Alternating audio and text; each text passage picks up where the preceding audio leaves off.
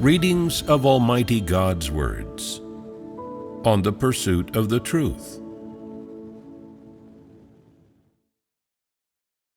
How to pursue the truth. 13. The characteristics of people reincarnated from devils. Last time, we mentioned that people are broadly divided into three categories. How are these three categories distinguished? They're distinguished based on their origin. The first category is those who are reincarnated from animals. The second category is those who are reincarnated from devils. And the third category is those who are reincarnated from humans. We have finished discussing the characteristics of those who are reincarnated from animals. And now let's talk about the characteristics of those who are reincarnated from devils. What main characteristics of people who are reincarnated from devils can you think of? They are antagonistic to the truth and to God. This is a rather general statement. You need to describe their essential manifestations, and you have to derive the characteristics of people of this type using their daily revelations and their specific manifestations in life. Do you know what a characteristic is? A characteristic is a manifestation that represents the essence of a certain type of person. If someone possesses the characteristics of a certain type of person, they have the essence of that type of person. And if someone is that type of person, they will naturally possess those characteristics. No one is an exception. That is what a characteristic is. Can you think of the characteristics of people who are reincarnated from devils? They are particularly averse to and hate the truth. They react with rage and revulsion upon hearing the truth. Reacting with rage and revulsion upon seeing the truth is a specific manifestation. What else can you think of? They are wicked and insidious. I don't know if that counts as a characteristic. That's somewhat relevant. They are also ruthless and arrogant. Ruthlessness is another specific manifestation. Arrogance is a common characteristic possessed by corrupt humans, and it's not only possessed by those who are reincarnated from devils. Those who are reincarnated from animals and those who are reincarnated from humans, these two types, possess it too. Besides those specific satanic corrupt dispositions, what specific characteristics are possessed by those who are reincarnated from devils in terms of their humanity? That is, what are the main characteristics of what they reveal, say, and do in their daily lives? Viciousness. This is one characteristic. What other characteristics are there? Those who are reincarnated from devils and those who are reincarnated from animals both possess some particular and essential characteristics, but the characteristics of these two types are completely different. The characteristics of those who are reincarnated from animals are distorted comprehension, numbness, muddle-headedness, and foolishness. Why these characteristics? These characteristics are sufficient to prove that, in terms of their essence, this type of person falls short of human characteristics and falls short of the proper intelligence and manner of thinking that humans possess. Therefore, these very typical characteristics prove that people of this sort are reincarnated from animals. Those who are reincarnated from devils are different from those who are reincarnated from animals. What are their characteristics? Since they are reincarnated from devils, they are devils turned human. Their inner essence is that of a devil. Although they are not animals, they are not foolish or numb, and they perhaps do not have distorted comprehension. They are also not human, and they do not have the normal thinking of humans. As they are reincarnated from devils, they are certainly completely consistent with and identical to devils in terms of essence and true form, without any differences. So, what are the characteristics of those who are reincarnated from devils? The first characteristic is that they lie inveterately. No matter how they lie, their faces don't go red, their hearts don't flutter, and they act extremely normal and natural, without slipping up or showing any cracks at all. No one can discern which of their words are true and which are false. The second characteristic is deviance. You mentioned the third characteristic just now, which is evil. People who are reincarnated from devils have three characteristics. Although there's one fewer characteristic than those who are reincarnated from animals, the destructive power and degree of grievous harm that they inflict on people are much greater than the hurt or damage caused by those who are reincarnated from animals, because they are devils.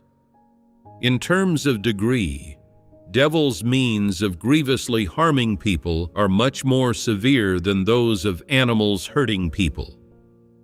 Entrapping, trampling on, numbing, misleading, and grievously harming people is innate to devils.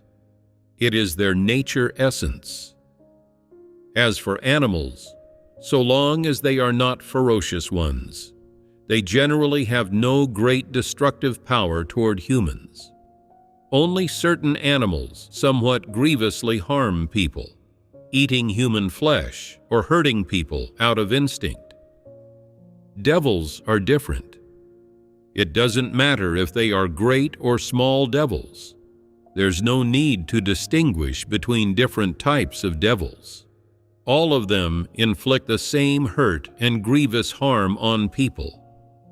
Any so-called differences are merely manifested in means or methods, but in terms of the essence of devils, it is always to grievously harm people. Regardless of whether you have provoked them, their nature essence is always to hurt people. As long as you get close to them, as long as matters great or small in your life involve them, you are liable to be harmed by them. If you understand some truths, possess some truth realities, and have discernment regarding these devils, then the degree to which you will be harmed by them is relatively lessened or reduced. But if your stature is small, you don't understand the truth, and you are someone without the truth and life, then the degree to which you'll be harmed can easily be inferred. However they want to harm you, they will harm you in that way, and whatever extent they want to harm you to, you will be harmed to that extent. This is the harm caused to people by those who are reincarnated from devils. You see, when devils are in power, even if you support them, you will still be harmed by them. And if you don't support them or you oppose them, you will still be harmed. As long as you are ruled by them, as long as you are under their power, as long as you follow God but haven't gained the truth or been completely gained by God, then you are, out and out, the defeated opponent of the devils, their victim, and no one is an exception to this. This refers to great devils. As for those reincarnated from devils, they are real-life small devils. They are various kinds of devils. If you live together with them, one of the most common occurrences will be that they will lie inveterately. You will always be tricked by them and always be duped by them. You won't know which of their words are true and which are false, and you will be disturbed to the point that you feel uneasy every day. Is this thing they said true or false? Are they trying to trick me again? How can I discern whether what they say is right or wrong? You see, if you live together with them, you will suffer deeply from their harm. Just this matter of their constant lying will disturb you to the point that you're in complete disarray, and every day your heart will have no tranquility, peace, or joy. 1. The first characteristic: inveterate lying. For the type of person who is reincarnated from a devil, they lie inveterately, and everything they do is very devious. Whatever they say secretly to others, or whatever they do behind the scenes, they don't tell the truth about it afterward. Instead, they present a different story. They badmouth other people to you, and they badmouth you to other people. As a result, barriers arise between you and those other people, and you think ill of one another. In fact, you are not familiar with one another at all, and you don't know much about one another. It is precisely because this devil made things up to sow discord between you that you have become enemies.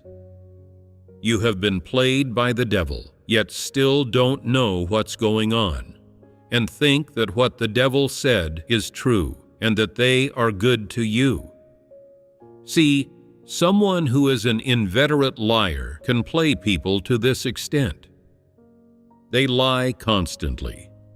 They often gossip, sow discord, and arbitrarily fabricate rumors by exaggerating and embellishing stories, and making baseless claims when they are with you.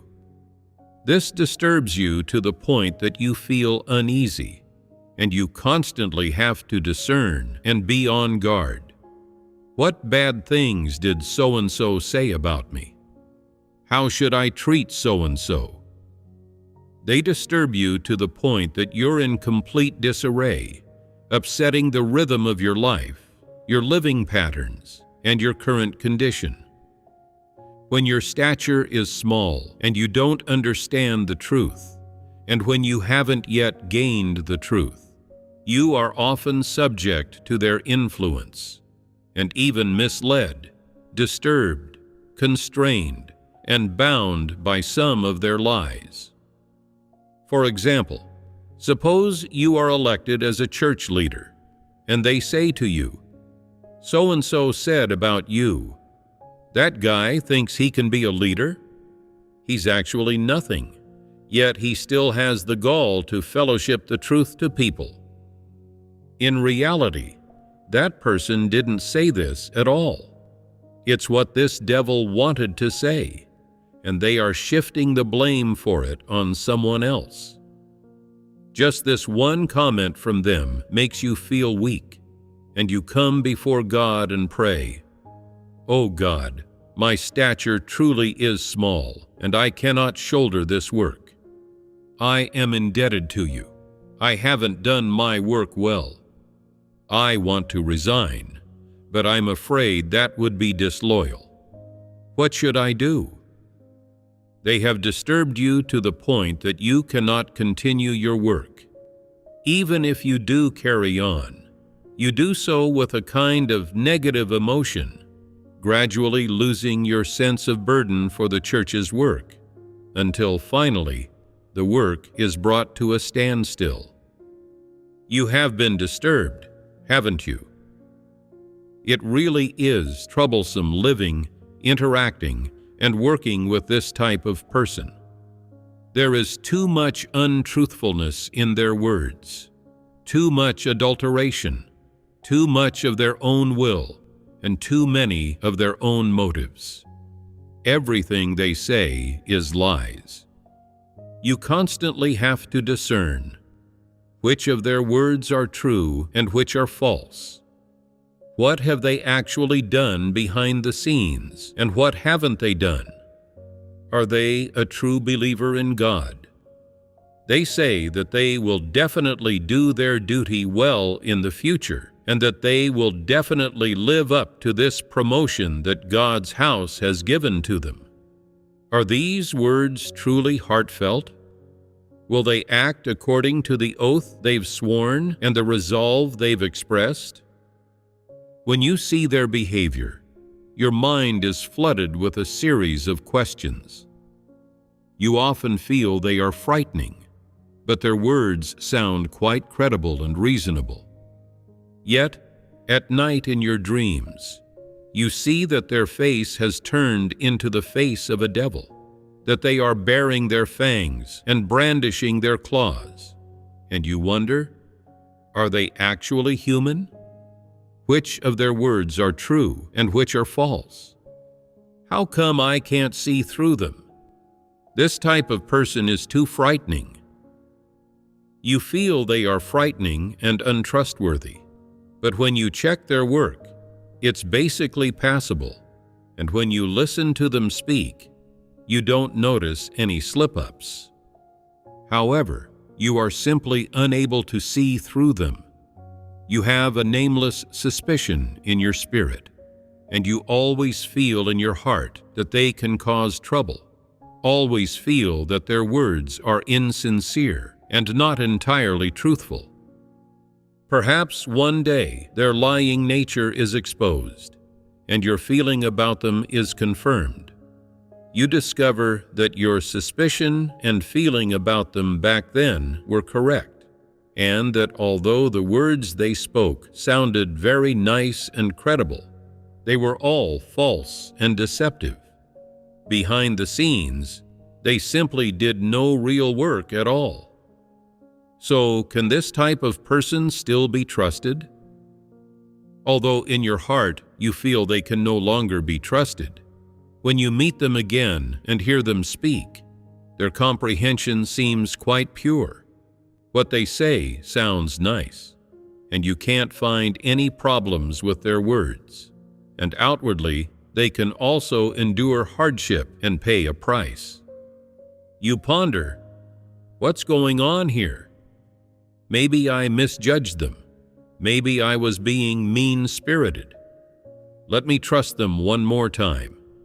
Anyway, right now, I can't find a suitable person to replace them in this work, so I'll use them one more time. You then continue to use them, and the final result is still the same. You discover that you've been deceived by them again. They speak nicely, but actually, behind the scenes, they just carry out their own enterprise and don't do anything real. If they gain 10 people in a month of preaching the gospel, they insist on saying it was 50. They just won't tell the truth. They are an inveterate liar, an expert at lying. You trust them and use them time and again, and as a result, you are fooled time and again. And who is it that suffers a loss in the end? Of course, through experiencing these things, people develop discernment regarding others. Their insight grows, their experience increases, and they become better at judging people. But what truly suffers a loss? It is the church's work. So tell me, does just this one nature essence of people who are reincarnated from devils, that of being an inveterate liar, cause great harm to others or not? It does. How great is this harm? Can they mislead you? You can be misled, exploited, and disturbed. Can it reach the point of you being manipulated? If you are young and lack experience, and you don't understand the truth and cannot see through matters. You can be manipulated by them. What does it mean to be manipulated by them? It means you are helpless against them. You are controlled by them. Your hands and feet are bound by them. Your way of thinking about things and your thoughts and views are influenced and swayed by them. What you do next proceeds entirely according to their plan, and you fall completely into the trap they have designed for you.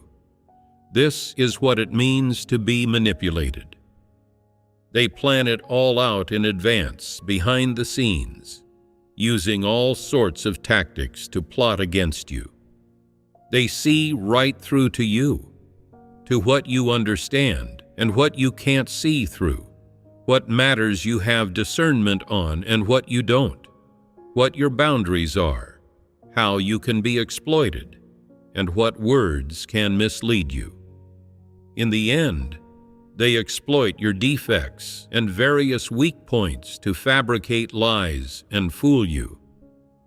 In your heart, you clearly know that what they did was wrong, or that there's a problem with what they said and they were lying, but you don't have the wisdom to deal with it. You feel distressed but are helpless against them, and you can only be led by the nose by them. Isn't this being manipulated by them? Ultimately, the direction the situation develops in, right down to the final result, proceeds according to their plan. This means you have been manipulated by them. That is, you completely lose the ability to control the direction of the situation's development, and are totally led by the nose by them. They ultimately get their way in terms of whatever goal they want to achieve, whatever they want to accomplish, whoever they want to exploit, and however they want to do things. Tell me, isn't this being manipulated by them? Tell me, just in terms of people reincarnated from devil's nature of being inveterate liars, is the damage they do to God's chosen people, and especially to the church's work, great or not? The damage is immense. So, besides affecting the everyday lives of some individuals, what other great harm do they cause to people? The disturbance caused by the actions of people who are reincarnated from devils to those around them is very severe. I previously encountered a person like that. Wherever he was, that place would be full of intrigue and vying for power and status. Barriers would arise between people, and the brothers and sisters would also feel darkness in their hearts. This created chaos, right? Causing people to be suspicious of and fight one another, and to enter a state of chaos. This harm is immense. So afterward, did everyone gain discernment of this devil? Was he cleansed away? He was cleansed away. After he was cleansed away, did everyone sum things up? The main specific manifestations of his lying, the lies he told, the things he lied for the sake of, the methods and tone of voice he used when he lied, the purpose that he wanted to achieve. Did you all sum up these specific methods and manifestations? We did. For example, he is an inveterate liar. His words have a nature of confounding right and wrong and calling black-white to them, making positive figures out to be negative and negative figures out to be positive. He would pin baseless charges on whomever he envied or hated, and also incite the brothers and sisters to oppose them, creating chaos. He also suppressed some good people or those who got results in their duties, while promoting those who he viewed favorably and who curried favor with him. This is an antichrist, right? What are the main methods of lying used by this type of person? fabricating things out of thin air, embellishing and exaggerating stories, shifting blame onto others, telling tales to create conflict, and sowing discord. What else? Fanning the flames and intensifying conflicts. For example, two people are getting along quite well, not wanting to argue about anything or make enemies with anyone. But this type of person fans the flames between them to make them start fighting. If they see those two people fight, then they feel happy, and their plot has succeeded. There are some people of this sort in every group. Everyone has corrupt dispositions. But would people who are reincarnated from humans do these things? No. Why not? What is the difference between them and people who are reincarnated from devils? Normal people have the minimum standard of conscience. That's right. They have the minimum standard of conscience. In their self-conduct, they are restrained by conscience. They won't do these morally corrupt things, these things that mean losing integrity and dignity, or these things that harm others and benefit themselves.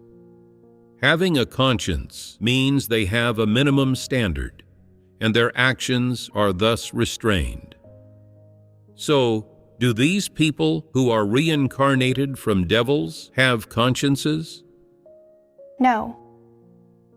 Then what kind of hearts do they have? They have malicious and wicked hearts, and so they can lie inveterately, and no matter how they lie, they don't feel uncomfortable inside. Why don't they feel uncomfortable? Because they are devils and have no conscience, and so when they lie and do evil, they don't feel uncomfortable, nor do they feel reproached.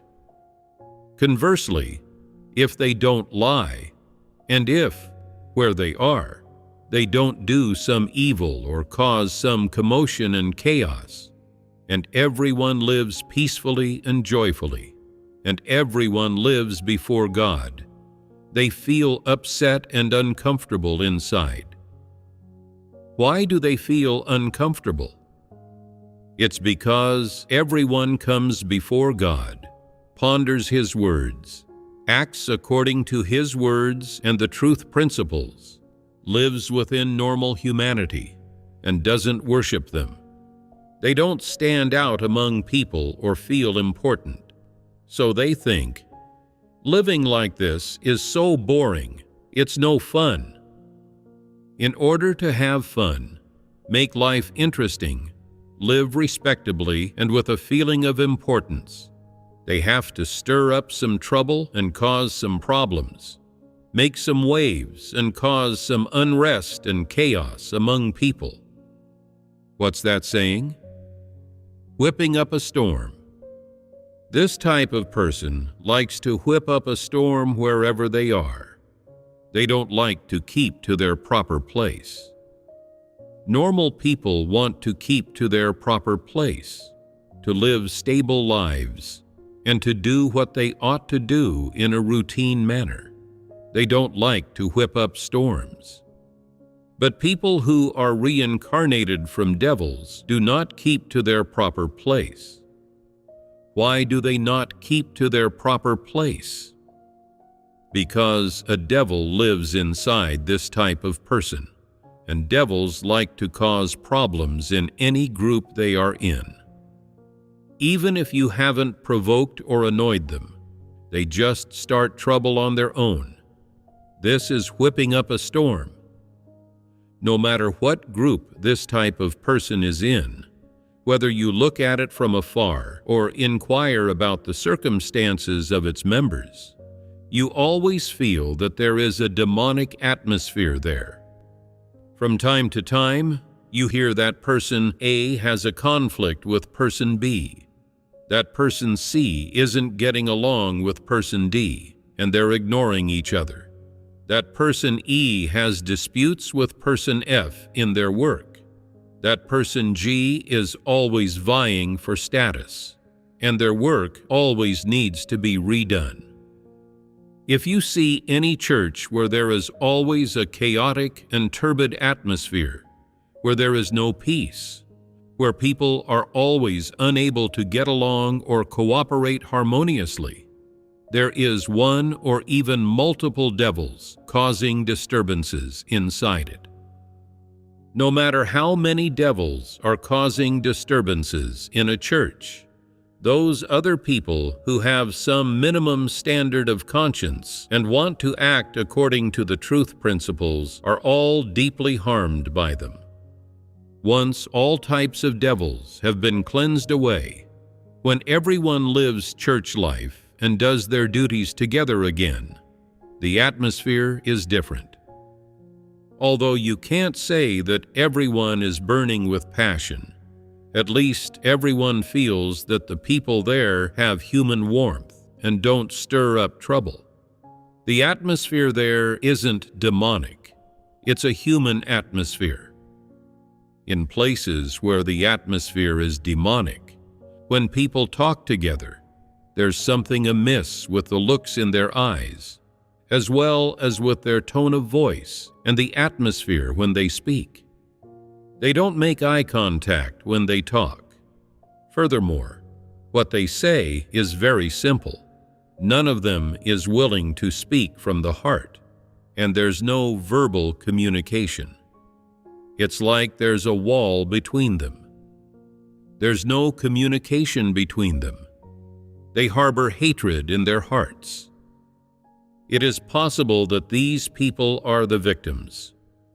Regardless of whether these people are victims or victimizers, in short, there are devils mixed in and causing disturbances within this group, disturbing people's hearts to the point that they are in a mess and cannot find any peace.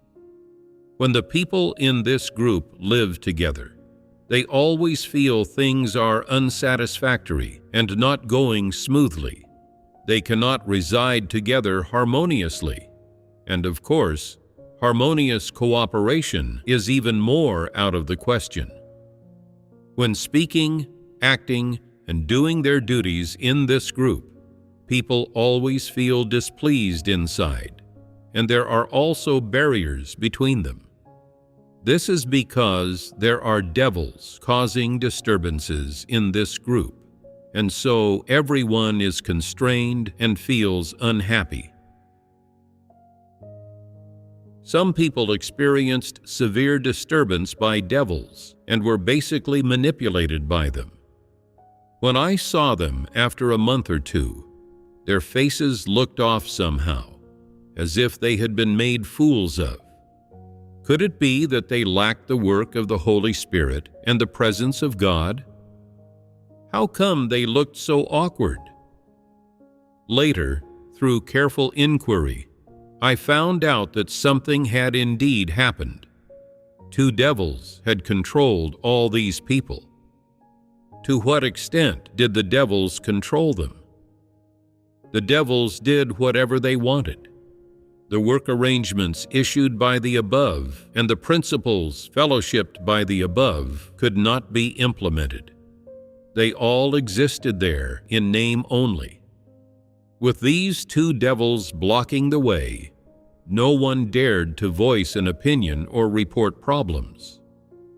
Afterward, some people got so angry when these two devils were mentioned that they burst into tears. Why didn't you expose them back then? Even with so many people there, no one dared to stand up and expose the devils. How much power must those devils have had? Outwardly, they look human, but their essence is actually that of a devil. This type of person is feared by other people wherever they go. People only have to come into contact with them to feel afraid, to feel creeped out. If a child meets this kind of person, they will be scared to tears. To what extent do guileless people feel afraid when they meet this type of person? When they are in front of them, they don't dare to breathe heavily or speak loudly, and even quickly try to avoid them by going around them. Someone saw that these devils weren't implementing work according to the work arrangements and said, "Doing it like this isn't right. This isn't consistent with the principles fellowshipped by the above." One of those devils retorted, "I call the shots here. If you step out of line, believe it or not, I can expel you right now." This scared the person so much that their face drained of color, and they did not dare to voice an opinion again, saying tearfully, "I was wrong. Just pretend like I didn't say anything. Please, please don't expel me." The others saw this and said, "He's too formidable. His power is too great. He will expel anyone who doesn't obey him." Our opportunity to do our duties in God's house was hard to come by. If he expels us, where could we plead our case? Wouldn't we be finished? Wouldn't our hope of salvation be gone? We really mustn't voice our opinions. We mustn't get expelled because of a moment of carelessness. Look, they were afraid to this extent. Finally, when the devils were being exposed, some people exposed how the devils sowed discord and formed factions, while others exposed the fallacies the devils spread to mislead people. In fact, these people had seen clearly the evil done by the devils at the time. It was just that no one had dared to say a word or resist. Some even cried while speaking, looking quite pitiful.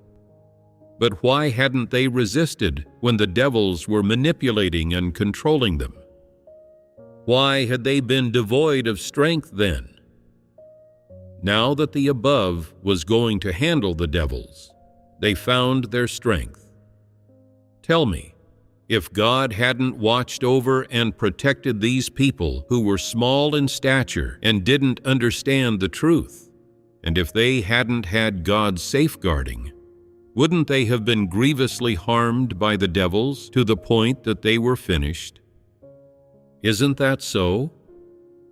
You see, people aren't that afraid of God, but when devils and Satans torment people, they get so scared they tremble all over and can't even cry coherently. How severely scared they are. When the above exposed and handled these two devils, those people heard the news and felt finally liberated. For those few months, they had been controlled by devils and lived under Satan's power. They had fallen into darkness, with no light at the end of the tunnel, and they were crying out into the void. Their lives were so pitiful. Finally, these two devils were cleared out, and everyone was liberated and happy. I wondered, the above has cleared out these two devils this time. So if these people encounter devils doing evil and controlling people again, will they be able to discern them? Will they be able to remove the devils from their posts without the above needing to come forward and resolve the matter? Will they all be able to collectively expose the devils, summing up all their evil deeds and then removing them from their posts, and not listen to them, not be constrained by them in doing their duties, and kick them out of the church? But judging by their stature, I'm afraid they can't achieve that. Although these people believe in God sincerely, have the resolve to suffer, are willing to do their duty devotedly, and are willing to pursue the truth, they are just too cowardly. When just one small devil came out to cause disturbances, No matter how old they were, these people shrank back and were afraid. They could all be controlled by them and dare not resist. Upon seeing this, it struck me how pitiful these people were. If God didn't protect, have concern for, and watch over people, this human race would have no way to survive. Look at these things that happen in real life. The behavior of various devils, their aims, and their methods and tactics for doing things are basically consistent and easy to discern. And yet, when various devils come out to cause disruptions and disturbances, and constrain, control, bind, and grievously harm God's chosen people, few people dare to stand up and resist. No one takes the initiative to expose these devils, remove them from their posts, and cleanses them away from the church. They just allow the devils to control God's chosen people and disturb and sabotage the church's work. These pitiful people just endure it all. They feel upset in their hearts, and they cry bitter tears while praying to God, but they have no solutions. They have no wise methods, and they do not use the truth as a powerful weapon to resist and battle the devils, and to deal with them. No one does this, nor dares to do it. They don't even have the courage to battle the devils. In any church, if evil people or devils emerge to control people and disrupt and disturb the church's work, most people just endure it. In the end, it is God's house that steps forward to deal with these various kinds of devils, ending their fate, enabling the brothers and sisters to be protected, to live church life normally, to eat and drink God's words normally, and to do their duties normally, and enabling the various items of the church's work to proceed in an orderly manner. It is entirely through God dispatching people, and God's house personally arranging and guiding the performance of this specific work, that these immature, ignorant, and weak people are protected from being misled and grievously harmed by evil people and antichrists. How pitiful these foolish and ignorant people who don't understand the truth are. In the broader environment, the entire human race has been corrupted by Satan. In specific living environments, people are disturbed, controlled, and grievously harmed by various devils. Some people are small in stature and have a shallow foundation, so when they encounter the disturbances of evil people, they cannot see through these things.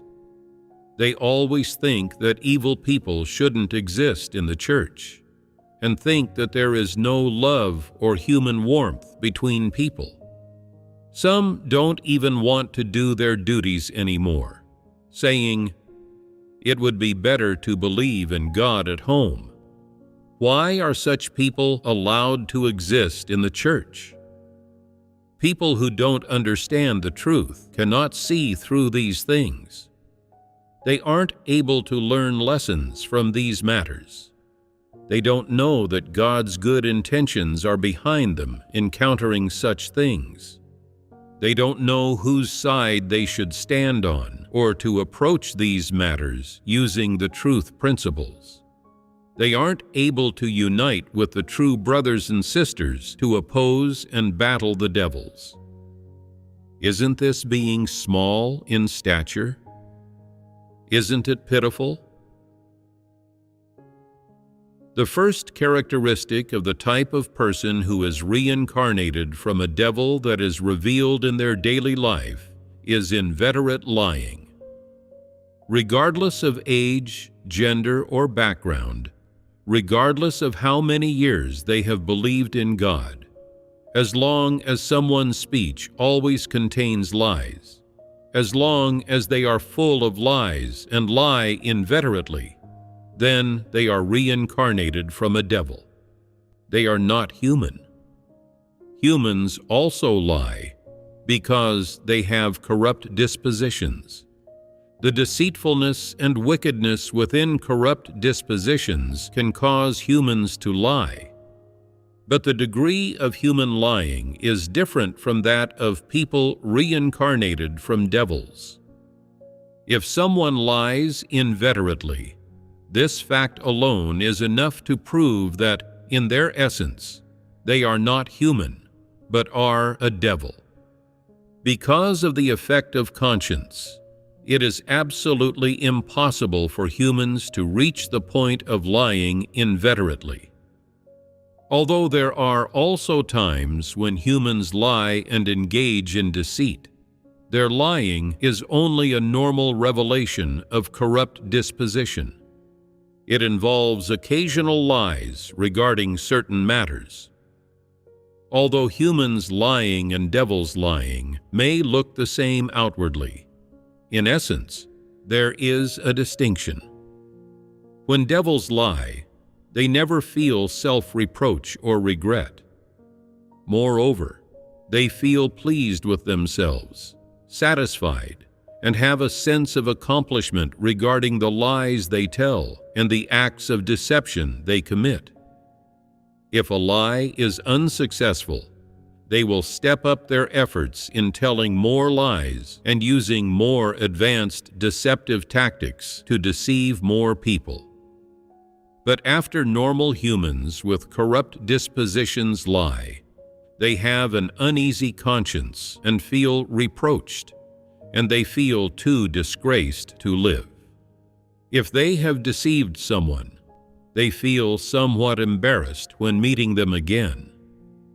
If they are asked to publicly admit they lied and promise to never lie again, but only tell the truth, their current stature is not yet up to that.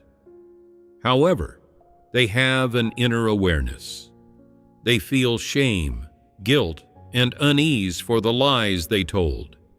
They feel accused within. But this type of person reincarnated from a devil lies inveterately.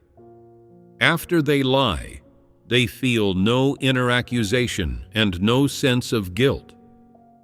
Why don't they feel guilty? Because they are a devil. Feeling guilty toward people or God, feeling accused in one's heart, that is the normal awareness of a human being. Since they are a devil, they are devoid of such awareness. Therefore, they can continue to lie and even step up their efforts. They will keep lying and never change. Ultimately, when does their lying stop? Only after the last breath of their physical life, when they can no longer speak, does their lying cease.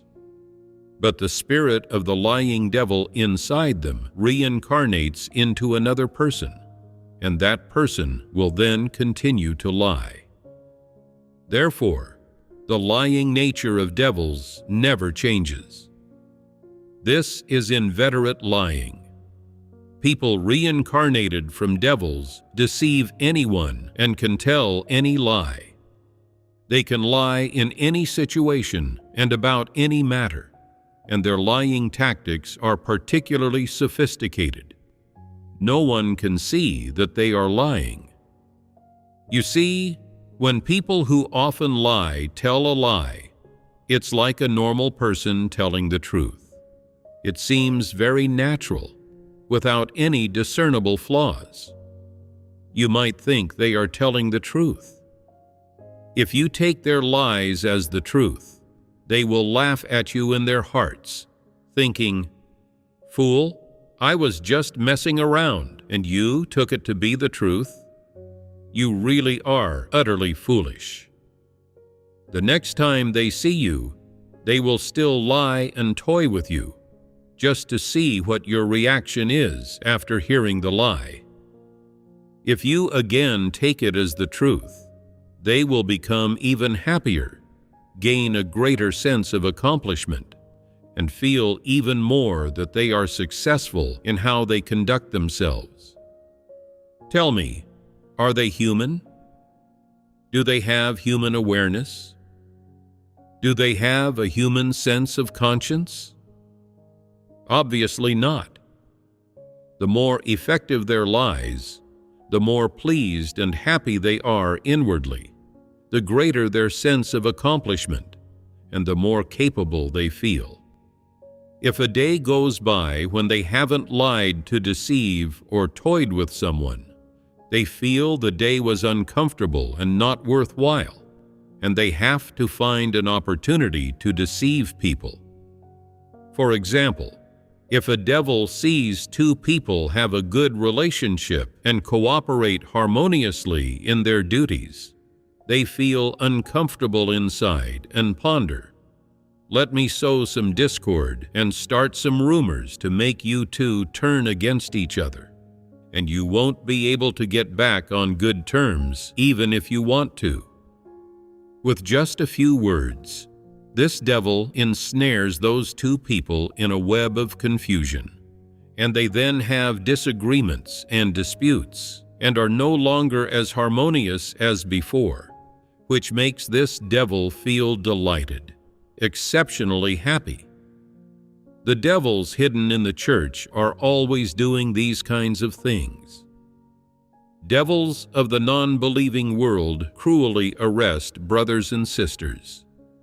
As long as you say you no longer believe in or follow God, or if you complain about God or betray God, they are happy. You can do anything. You can eat, drink, whore, and gamble.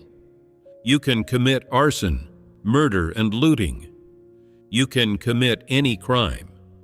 As long as you don't believe in God, they are happy.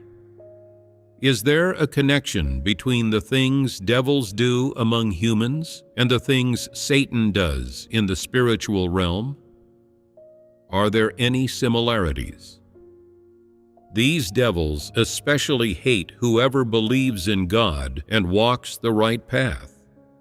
Whoever pursues the truth or always insists on acting according to principles, or often bears witness to God, or does their duty devotedly, when they see such people, they get angry and regard them as enemies. It's not jealousy, it's hatred. To achieve the purpose of demolition, one of the methods they adopt is deception through lying to disturb you, mislead you, and drag you down. Doing this may bring them no benefit, but once they have dragged you down so that you lose faith in God, become negative and weak and unwilling to do your duty, or can no longer cooperate harmoniously with others, they have achieved their purpose, and they are happy, and their worries disappear. Is this not what devils do? The fact that devils are inveterate liars is certain beyond all doubt. Take any person, regardless of their race, their appearance, whether they are tall or short, fat or thin, ugly or handsome, regardless of their education level or personality, regardless of whether their gifts are great or small, whether they have strengths, what their interests and hobbies are. They only need to have one characteristic, that they can lie inveterately and never change.